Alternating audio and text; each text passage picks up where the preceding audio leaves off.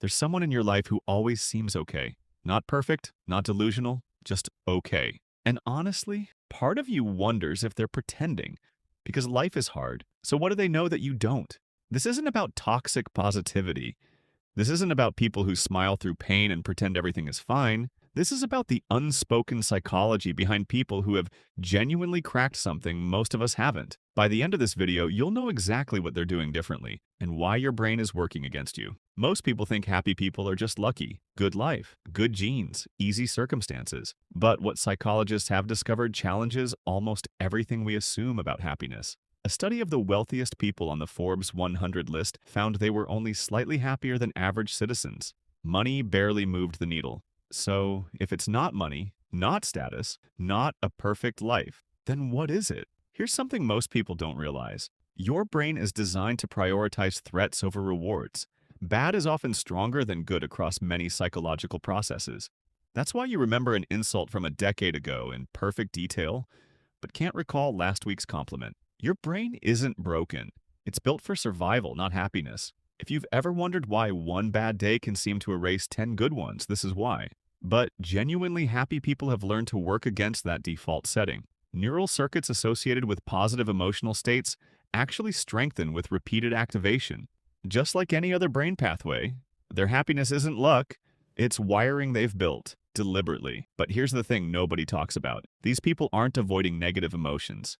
They actually feel them fully. And somehow, that's exactly why they don't stay stuck in them.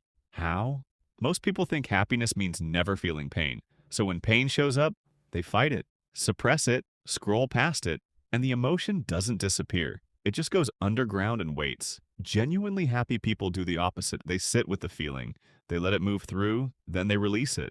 And while that's happening, their brain is doing something else entirely. Research suggests that practicing gratitude can literally help rewire the brain. Not motivational poster gratitude, real, consistent practice. A brain imaging study from Indiana University found that even 3 months after the practice stopped, participants still showed lasting changes in brain activity associated with gratitude. Their brains had become more likely to notice positive experiences automatically. They're not choosing to be happy in the moment. They've built a brain that increasingly defaults in that direction. But even that, the mindset, the gratitude, the emotional processing, none of it is the biggest factor. The research found something that surprised even the scientists running the study. Harvard researchers tracked 724 people across 85 years, and one of the most consistent findings was this: strong relationships were associated with people being happier, healthier, and living longer.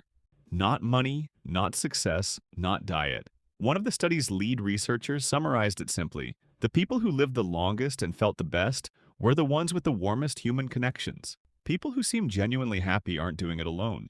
They invest deeply in a small number of real connections, not dozens of acquaintances. A smaller circle built on honesty, mutual support, and emotional safety. That's the real engine. And once you see it, you stop chasing happiness as a feeling and start building the conditions that allow it to grow. So here's what's actually going on with the person in your life who always seems okay. They're not pretending.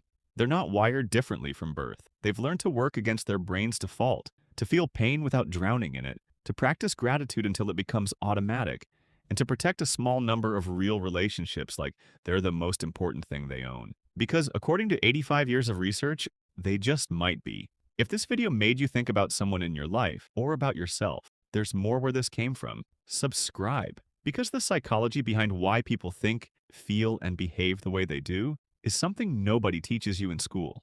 And once you understand it, you never look at yourself or other people the same way again.